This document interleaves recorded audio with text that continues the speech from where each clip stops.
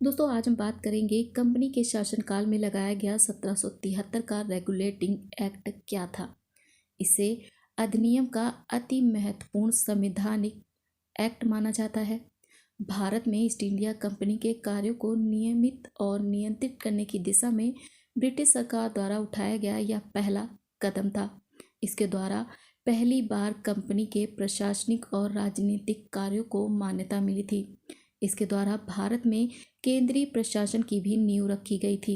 इस अधिनियम की कई विशेषताएं भी थीं, जो कि बंगाल के गवर्नर को बंगाल का गवर्नर जनरल पद नाम दे दिया गया था।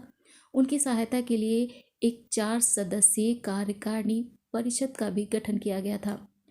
इसके पहले गवर्नर लॉर्ड वॉरेन हेस्टिंग्स थे। इस एक्ट के द्वारा मद्रास और बम्बई के गवर्नर बंगाल के गवर्नर जनरल के अधीन हो गए थे, जबकि पहले सभी प्रेसिडेंसियों के गवर्नर एक दूसरे से अलग थे। इस अधिनियम के अंतर्गत कलकत्ता में 1774 में एक उच्चतम न्यायालय की भी स्थापना की, जिसमें मुख्य न्यायाधीश और 3 अन्य न्यायाधीश शामिल थे। इसके तहत कंपनी के कर्मचारियों को निजी व्यापार करने तथा भारत के लोग यानी कि भारतीय लोगों से उपहार व रिश्वत लेने पर भी प्रतिबंध लगा दिया गया था। इस अधिनियम के द्वारा ब्रिटिश सरकार का कोर्ट ऑफ डायरेक्टर्स के माध्यम से कंपनी पर नियंत्रण बना लिया गया था और इसे भारत में इसके राजस्व, नागरिक और सैन्य मामलों की जानकारी भी ब्रिटिश सरकार को देना आवश्यक कर दिया गया था।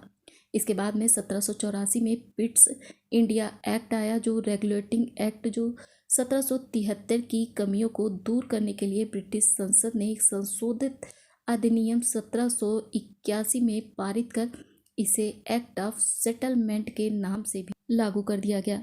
इसके बाद एक अन्य महत्वपूर्ण अधिनियम पिट्स इंडिया एक्ट 1784 अस्तित्व में आया और इन अधिनियमों की कई विशेषताएं भी रहीं। इसने कंपनी के राजनीतिक और वाणिज्यिक कार्यों को अलग अलग कर दिया था। इसने निर्देशक मंडल को कंपनी के व्यापारिक मामलों के अधीक्षण की अनुमति तो दे ही दी थी, लेकिन राजनीतिक मामलों के प्रबंधन के लिए नियंत्रण बोर्ड यानी कि बोर्ड ऑफ कंट्रोल नाम से एक नए निकाय का भी गठन कर दिया था। इस प्रकार द्वैध शासन की भी व्यवस्था यहीं से शुरू हो चुकी थी। नियंत्रण बोर्ड को यह शक्ति भी थी कि वह भारत के सभी नागरिक, सैन्य, सरकार व राजस्व गतिविधियों का अधीक्षण करे और उन्हें नियंत्रित भी करे।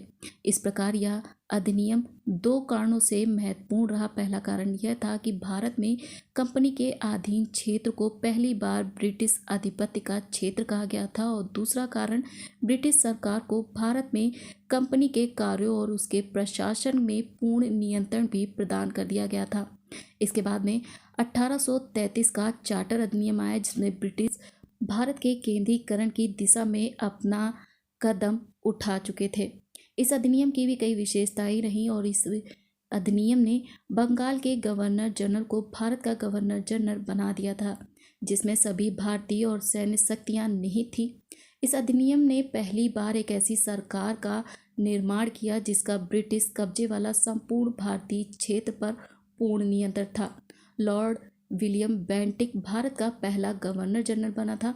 इसने मद्रास और बम्बई के गवर्नर को विधायिका संबंधी शक्तियों से वंचित कर दिया था। इसी चार्टर एक्ट 1833 ने सिविल सेवकों के चयन के लिए खुली प्रतियोगिताओं का भी आयोजन शुरू करने का प्रयास किया था।